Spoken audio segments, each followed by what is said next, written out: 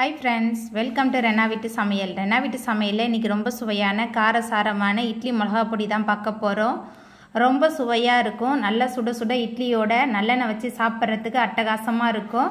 இந்த முறையில நீங்க செஞ்சு பாருங்க. ரொம்ப சூப்பரா இருக்கும். வீட்ல எல்லாரும் ரொம்ப விரும்பி சாப்பிடுவாங்க. அந்த சுவையான காரசாரமான இட்லி பொடி எப்படி செய்யறதுன்னு வாங்க பாத்துறலாம். காரசாரமான இட்லி மிளகாய் பொடி பண்ண போறோம். அதுக்கு முதல்ல 2 ஸ்பூன் அளவுக்கு எண்ணெய் சேர்த்துக்கலாம். எண்ணெய் சூடாயிட்டு இதில் ஒரு கப் அளவுக்கு உளுத்தம்பருப்பு சேர்த்துக்கலாம். கருப்பு உளுந்து இல்லைன்னா வெள்ளை உளுந்து சேர்க்கலாம். இன்றைக்கி நான் வெள்ளை உளுத்தம்பருப்பு சேர்த்துருக்கேன். உளுத்தம்பருப்பு சேர்த்துட்டு அடுப்பை மிதமான தணலில் வச்சு நல்லா வறுத்தரலாம். உளுத்தம்பருப்பு பாதி வறுபட்டதுக்கு அப்புறமா இதில் 1/4 கப் அளவுக்கு கடலைப்பருப்பு சேர்த்துக்கலாம். கடலைப்பருப்பு சேர்த்துட்டு மறுபடியும் நல்லா வறுத்தரலாம். கடலைப்பருப்பு அதிகமாக சேர்த்துட்டோமா இட்லி பொடி வழுவழுன்னு ஆகிடும், நல்லா இருக்காது. இட்லி பொடிக்கு எப்போவுமே உளுத்தம்பருப்பு அதிகமாகவும் கடலைப்பருப்பு குறைவாகவும் தான் சேர்க்கணும். அப்போ தான் ரொம்ப சுவையாக இருக்கும் இட்லி பொடி. ஒவ்வொரு ஊர்லேயும் ஒவ்வொரு விதமாக செய்வாங்க. நம்ம வீட்டில் இப்படி தான் பண்ணுவாங்க. ரொம்ப சூப்பராக இருக்கும் இட்லி பொடி. கடலைப்பருப்பு உளுத்தம்பருப்பு ரெண்டுமே நல்லா வறுபட்டு வந்துருச்சு. அதுக்கப்புறமா இதில் தோலோட 5 பல் பூண்டு சேர்த்துக்கலாம். தோலோடு சேர்க்கும்போது ரொம்ப சுவையாகவும் மணமாகவும் இருக்கும். பூண்டு சேர்த்துட்டு நல்லா கலந்து விட்டுட்டு மறுபடியும் நல்லா வறுக்கலாம்.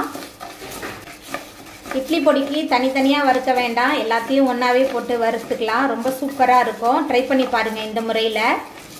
இதுக்கப்புறமா இதில் உங்கள் காரத்துக்கு தகுந்த மாதிரி நீங்கள் காய்ந்த மிளகாய் சேர்த்துக்கோங்க. நான் 30 காய்ந்த மிளகாய் சேர்க்குறேன். நல்லா காரசாரமாக வேணும்னா நீங்கள் இந்த 30 போல் போட்டுக்கோங்க. மிளகாய் சேர்த்துட்டு மறுபடியும் நல்லா வறுத்தரலாம்.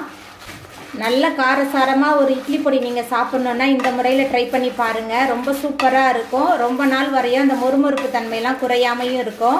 கடலைப்பருப்பு உளுத்தம்பருப்பு பூண்டு காய்ந்த மிளகாய் எல்லாமே ஒன்றா சேர்த்து வறுக்கலாம். ஆனால் எது வறுத்தாலுமே அடுப்பை மிதமான தணலில் வச்சு நல்லா வறுத்துக்கலாம்.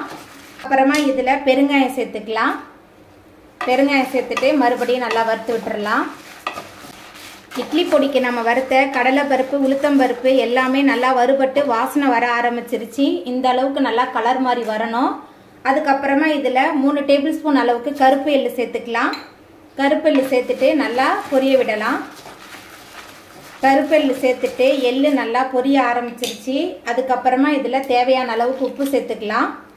உப்பு சேர்த்துட்டு நல்லா வறுத்துட்டு அடுப்பை ஆஃப் பண்ணிடலாம். அடுப்பை ஆஃப் பண்ணிவிட்டு இந்த கலவையை நல்லா ஆற வச்சிடலாம். இட்லி பொடிக்கு வறுத்து வச்சுருந்த கடலைப்பருப்பு உளுத்தம்பருப்பு காய்ந்த மிளகாலாம் நல்லா ஆறி வந்துட்டு அதுக்கப்புறமா இதை ஒரு மிக்சி ஜாரில் மாற்றிட்டு நல்லா கொரப்பாக அரைச்சி எடுத்துகிட்டு வந்துடலாம்.